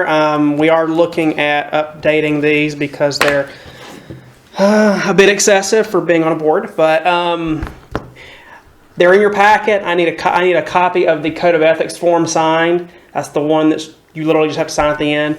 The statement of economic interest form, I've sent you an example of how to do it in the packet. If your finances haven't changed in the past year significantly, if you suddenly don't have new land interest in Marvin, you don't have to do anything to it. You just need to send me the last page signed stating that there were no changes from last year. I recommend you do these early. They're due the end of April. If you don't do them soon, I become the nagging voice that won't go away. I start calling you all hours of the night. You'll hear me in your dreams. And then I start showing up at your front door. Yeah, I think we get it. All right, fill out immediately. Install new security cameras. Here, I've got 2 exclamation points. All right, and your instructions start on page, 85 Somewhere close to there. or 86? I'm operating on a different form. Yeah. I think you're on the HTML. He's actually in the system. He's actually in the system on a web browser. Yeah, He's logged in. That's the HTML version, right? What are you doing? I logged in to Escribe. He's logged in. He's logged into the system. Or you just pulled off the one from the website. This is what. Yeah, that's the public version. That's the public version. That I'm gonna show you just mine. on the next agenda item. I'm gonna show you guys how to log in. Nobody can and see when I'm making notes. Yeah, Right. It's technically public record. Just Oh, keep that it in is. mind. That's right. Mm-hmm. I better go back. Yeah, don't click submit. Then on the statement of economic interest, did you say we can just send you the signature page if nothing's changed? If nothing's changed, all you got to do is complete the signature section and just write on there no changes from last year. Okay. That basically says you've read it, you understand it, and there's no changes from last year. What about the code of ethics? Can we just sign the signature page and send that to? Yeah, that's the only place. That's the only place you have to write anything on. So it's basically just saying you acknowledge it, you've read it, you understand you're supposed to be ethical. Do you have copies here? I have some in my office, so I can go ahead and grab them for you right quick. Are you done with this? Hold on. Will you hand me a paperclip? One or all? Just one. Okay. I don't know really. I kind of got I'm gonna do light. these now. Oh, here. Okay, what is going on here? Kelly and Michael, just like a TV show. Is it? Oh, yeah, it is. I haven't watched that. Well, he's talking about, it used to be Kelly and Yeah. Regis. That's how long yeah. ago I quit watching. Yeah, she's got There's your forms. That's all I have for this, unless anybody has any questions. Nope. No questions. All right, cool. No action on that, except to get it done. All right, demonstration of the new agenda software. Okay. Drum roll. So I am going to actually join the Webex meeting from my iPad to show you all this. So I'm going to hijack the meeting. Okay. You should have already gotten an email from me explaining a little bit about the system, and you should have had one that gave you your login information. All right, so I need to share my screen. I don't know if I've gotten that. It was sent to your personal, not your work email. Oh, well, that's why I haven't gotten it. Well, I did that so you don't ever get locked out, because there's no guarantee you always have your work email. So, okay, so I should be I'm screen sharing. Okay, so we're going to. Do you guys want to see? We'll do the web browser first. So, if you look here, you'll see the Escribe Login screen. Our meeting website is marvinnc.escribemeetings.com. That should be in the email. Your username is. Sorry, my iPad is echoing here. I can't turn off the audio. Turn it down. Your login is your first initial and your last name all lowercase. So that's for everybody. Your password was randomly generated in the email. You can change it once you log into something that you can remember. I think your only restrictions is it has to be 7 characters, 1 capital, 1 special. It's pretty standard. If you, for some reason, can't get logged in with the generated email, the generated password, I can change it myself on the back end. You just need to let me know what you want your password to be. And I'm your... I tried to do it earlier, and it didn't like whatever I was doing. It didn't like Christina either, so... but everybody... I was able to like it. I would recommend you just copy and paste it out of the email. Well, I agree with that. anyway, So I'm going to go ahead and log in. I also tried to do it on my phone, and the phone wouldn't even take me to it. So do not use this on your phone. This is not a phone website. Just because this is a meeting interface, so it's not really meant for a mobile device. I'm going to show you guys. This is the web browser version. In a minute, I'm going to show you what it looks like if you want to use the iPad app. So when you log in, you're going to see your interface here. You're really going to focus on this left toolbar right here that says meetings. This will have all your meetings that you are a member of. So this will have just your planning board meetings. If you're on the MHD committee and we have a meeting, it will appear here as well. The first thing you need to do when you log in is tap the person icon and then click change password. So that's how you change your password. It's very simple. It'll send you an email just confirming that you've changed it, and it'll say what your new password is in the email.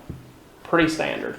If you were to click on a meeting, well, before I do that, on the meetings toolbar over here, you have a filter icon at the top. This is a way you can filter out your previous meetings in case there's a lot here. But these little globe icons, if it is black, that means that there is nothing posted yet for you to see. If it's green, it is posted and you can access files. So we're going to go into the planning board meeting, Tuesday, January 18th. Okay. I can actually, this screen to the right, I probably won't use that much, but you'll even be able to see who's planning on attending the meeting based on the quorum checks, if I choose to load that in here.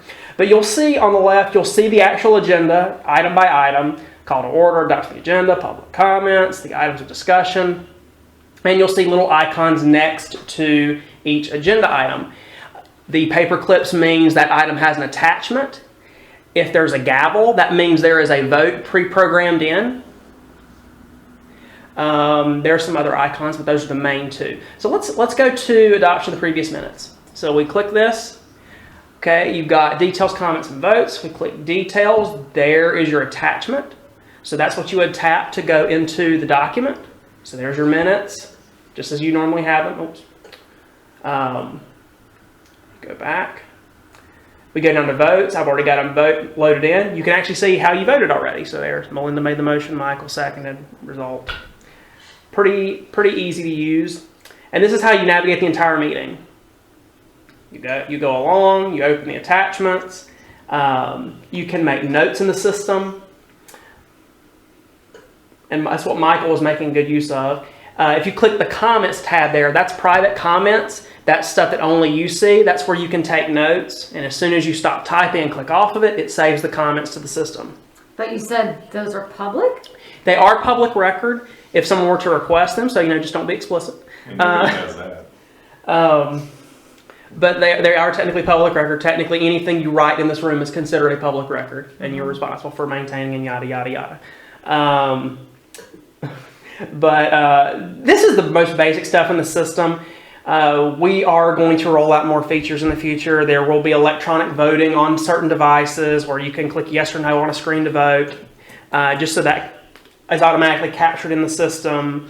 There's a microphone button to the left that I have not enabled yet. I'm still working on this. That's a request to speak feature, meaning if Michael's been talking for 15 minutes and Ken really wants to get a word in edgewise, he can tap that button and it'll let me know that Ken wants to say something. He wants to go next. Yeah. Yes. Yeah, so that's what that is, and that's a joke I make with every board. So I'm not just picking on you, Michael. Oh, I didn't know I was picking. But anyway, so those are the most basic functions of the system. You have a navigation menu all the way to the left here, this little icon here, this little one with the lines. You can go back to the main page by clicking portal. There's a resource library that I can put stuff in for you. Like I think I have the land use plan in there right now. If you open that menu and you click current item, it's going to take you directly to where I am in the meeting. So if you had connection difficulties, it took you 10 minutes to get logged back in, you don't know where we are, you can always click the current icon, the current item in the menu to the left, and that'll take you to exactly where we are in the meeting. Other than that, Where was that little button again? yeah, so look up to the top, you see the icon with the 3 lines in a circle? The hamburger, yeah. Yeah, that's what they call it, the hamburger icon. You click that, that'll open it up, and you just click current item under meeting.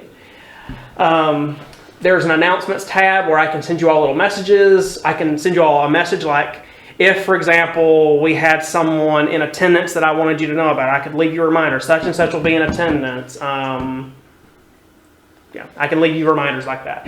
And where would we see those if they popped up? Let's click Just announcements. under announcements?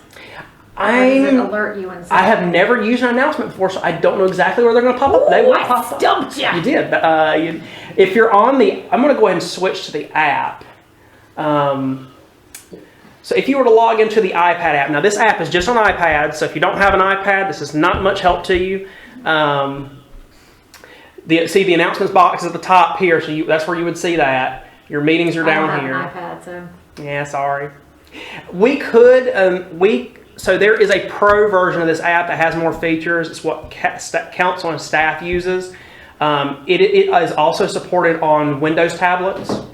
So if you have a tablet of any kind, we can get you a pro version that has more features.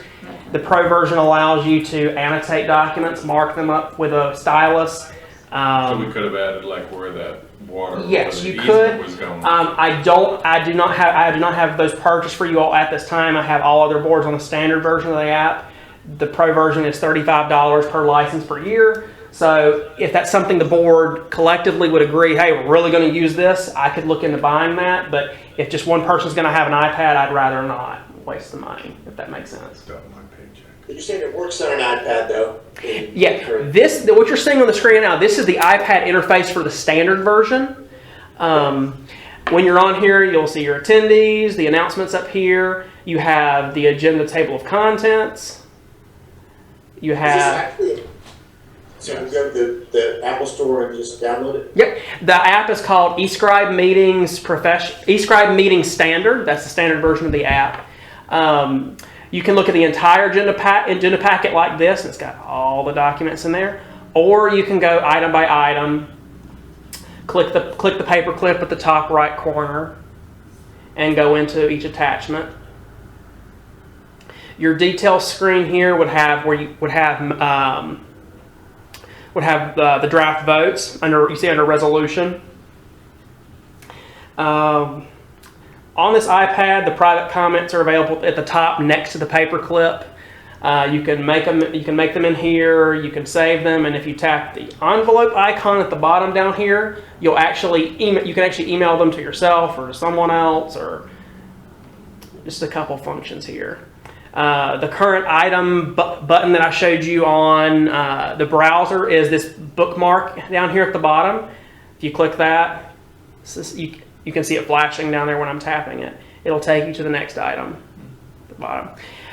Navigation buttons at the bottom expand or contract the navigation menu. Again, it has the icons. Paperclips mean attachments. This time check marks mean votes. If you want to go back to the main menu of the meeting, you just tap the title at the top, Planning Board Regular Meeting, and it'll take you back to the screen here where you are looking at your attendees and overall PDFs. That's the most basic features of it. You can filter your meetings from this front screen. You can search documents with the search menu. It's pretty easy to use. If you do plan on using this, just take some time, play around with it when you have time. Look at a previous meeting.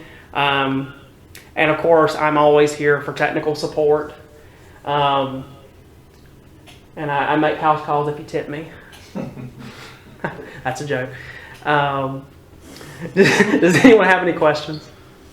Question from a only semi-literate person here.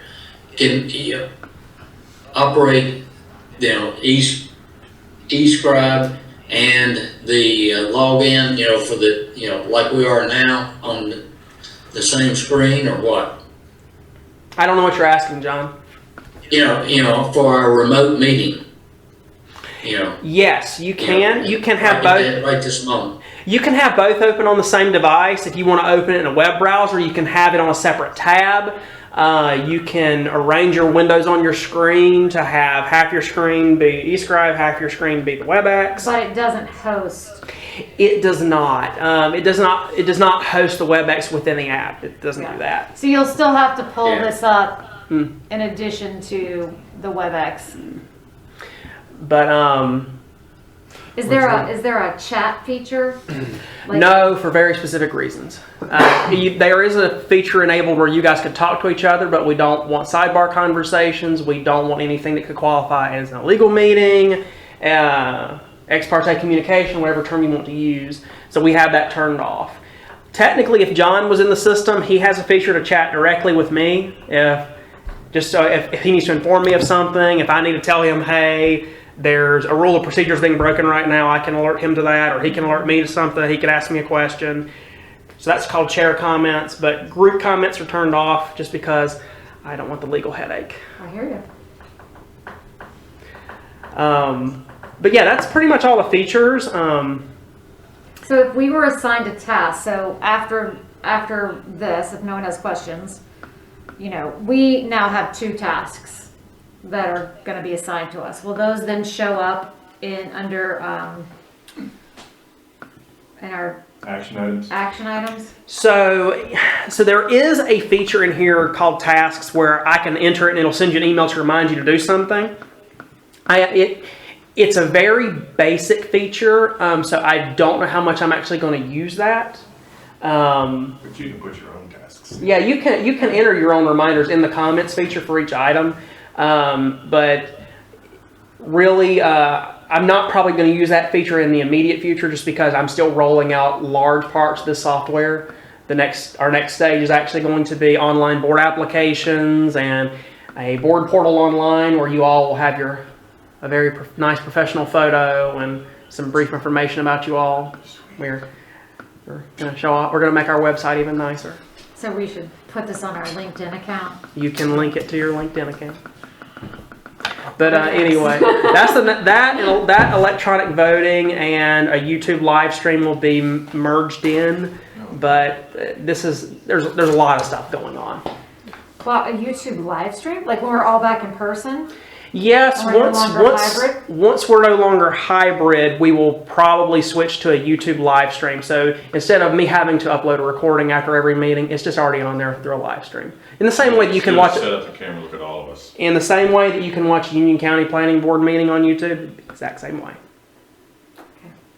So yeah, that's pretty much the run of it. Well, congrats, man. Yeah, Are you? Clearly you're excited. It sounds like this is going to be easier to control the flow of information. It is very nice software. The woman I'm working with to implement this, she bet that I couldn't do it this fast, so she owes her coworker a case of beer.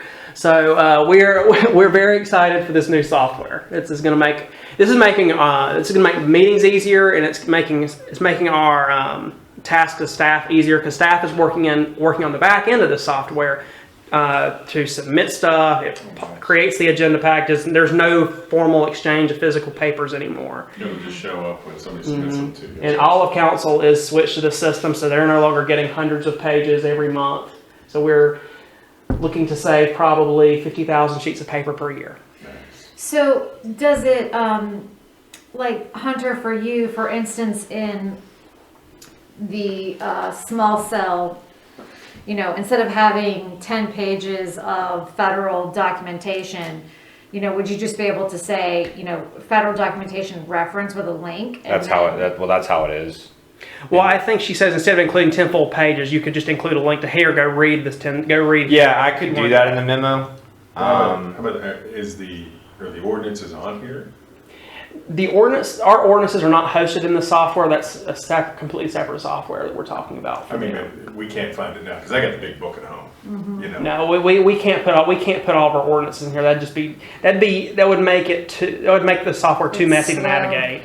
No, but is there somewhere we can go? Like when we're looking at the meeting tonight, you were saying section 150. Yeah, on our webpage. On the website? If you go to I'm already halfway there. Yeah. So if you're on our website, you can go under government and click ordinances here. You'll click government and ordinances, and that'll take you to the page. I've got to update this. This is a little out of date. Any ordinances not yet online through any ordinances that haven't been codified are listed here. Ordinances adopted by Village Council, not yet online. If you want to go into the code, you click access. And I don't know how this will show up on an iPad. And this is American Legal Publishing. You can go into let's go into land usage, subdivisions. So one, you can search. Yeah. But yeah, title, what is that, 15? Well, yeah, let's do it. If I wanted to, you brought up second. How quickly could I get to that? Well, you have it right here, don't you? You click access the code of ordinances on your screen there. Yeah. Oh, okay, the big one. You go in there, and okay, you can browse our ordinances. This will not be here for long. Hopefully, once we get our new system in place, it'll be much easier to use than this. Which I will when we get that finalized and finished in all of our plates, we'll probably spend a meeting and I'll go over that, because it's similar to where it's a hosting website, but it should be more user friendly and you can navigate from pretty and stuff. So, Well, I was just saying, if it's easier for you to link to a section instead of including, 25 pages. I mean, and I agree. But sometimes it's tough because we still do it from the packets. We still include that material with the packets because it either gets referenced in the minutes, or if somebody from the public has a. Okay, so no need to do double work then. Yeah, and I mean, because I don't know if there's a way to still include it on Escribe as just an attachment, like a supplemental, it's like basically supplemental, but it doesn't necessarily need to be in the package. I don't break my system. Yeah. Yeah, just forget I ever said anything. Don't touch my baby. Don't touch my baby. So many comments. Actually, I'm more fascinated, before you go, Kelly, I looked down and I heard about the hamburger icon, and I'm trying to figure out what is the hamburger icon? Is it the one that's red?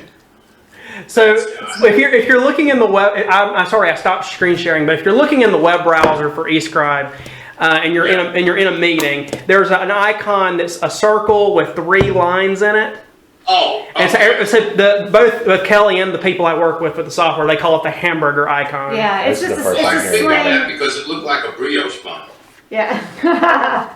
If you want to get Am I right? technical, Robert. Yeah, no, Okay, thank you. it's a slang tech term, the hamburger. Okay.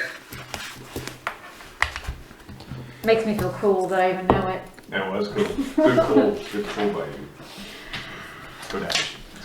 All right, cool. Reviewing action items. Now I can't find where I was. So Hunter will be sending you all a survey for your priorities. You guys will complete the survey and return them by February 7th. Hopefully on time. And you guys will get back. You guys will get your statement of economic interest and code of ethics forms back to me before I have to hunt you down. Here's mine. See, Michael's already off my list. That's it. That means I have more time to hunt down the rest of you. And play in the software. Yes, and you have more time to play in the software. Yeah. Didn't have too much snow, so you get to play in the software instead. Calling from one. Maybe just this. Any other action items? Oh, make sure about the software before we move from this. Make sure you log in, you change your password, and let me know if you have trouble logging in and you need me to change your password for you.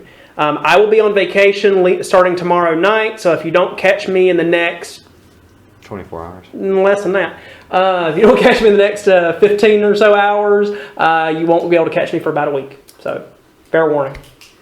Yep. And then Hunter, you're going to also get us some priority areas to Yeah. look at for, yeah. Yeah, that's actually what I'm gonna, because even for me, utilizing either the big book and or that is sometimes a pain. So I was actually going through and actually making myself a nice little document of what ordinances are relevant to me / us. And what I might do is I might save it as a PDF. Basically, it's all the relevant chapters. So it is our zoning, subdivision, and all that, but it won't be necessarily the big book. It might be that. And I might send that PDF just so you guys reference. So it'd be like our tree chapter. It might include like nuisances and stuff because that's one thing I got to fix anyway. But definitely anything that's in that land use title. Okay, cool. All right, board member comments. I'm gonna start at the top of the Zoom. So Ken Marino. I'm good. All right, Rich. Once again, staff, thank you very much for all the work that you do, and This is Happy Rich New Year, everybody. Goldberg signing off. Gotta do your radio sign off, Rich. Mic drop. the bells toll high atop the Century Tower. Signing off. All right, Melinda. No comments. All right, Kent with a T at the end. Yeah, nothing for me. Thank you. Mr. Chair, person. Yeah, I'm sorry I'm not there, but like I said, you did not want me there tonight for multiple reasons. I guess it's asking too much. We will not be meeting in the new village hall next month, will we? We probably will. Oh, good. We should be moving in within the week of February 7th. So fingers Yeah, but the crossed. next meeting, oh, yeah. Fingers crossed. Nothing goes wrong. Technology works, and we're able to be there and not here. So we'll see you in April. Don't Even break if my technology doesn't work, I think we can make it work. Bring your beanbag. Okay, that's all I We'll be had. meeting by a campfire. All right, Mr. Margulies. You know what? Bob, you look He's got a blue You look light very on. blue. Yeah. You look very like you've It's been computer light rating off the beard. like literally like the blue I hair. figured it could be something to different look at, like you're looking at the Sci-Fi Channel or something. I thought it was the new Spider-Man superhero. That's right. No, I was just gonna say, everything you folks spoke about tonight, I concurred with. If I had been a voting member, I would have agreed with everything that you discussed tonight. And also thank you again for the great work you guys did, especially going through the form-based code. It was easy for us to, of course, with all the work that Hunter put into it, but it was easy to be able to pass and go through. So it's kind of smooth sailing now. So thanks for all your good work. All right, thanks. And my only comment is just don't forget that we're also here to support you guys. So please, if we can help you do your jobs better, more efficiently, in less time, let us help. So, all right, Michael. Again, thanks to Hunter and Austin. Thanks, another good meeting. Appreciate the efficiency and stay safe. We'll see you next month. Don't get roofied in Vegas. Boy. Don't put that in the comments. It's already on the recording. Yeah, record that. These are good minutes. Good minutes. All right, do I have a motion to adjourn the meeting? At 8:08 p.m. I move to adjourn. So moved. Second, Second. Oh, Melinda. Okay. You give it to Rich and Melinda. Rich and Melinda. Okay. All in favor? Aye. Aye. All right, John, I hope your family feels better and have a good night, everybody. Thank you all. Thank you.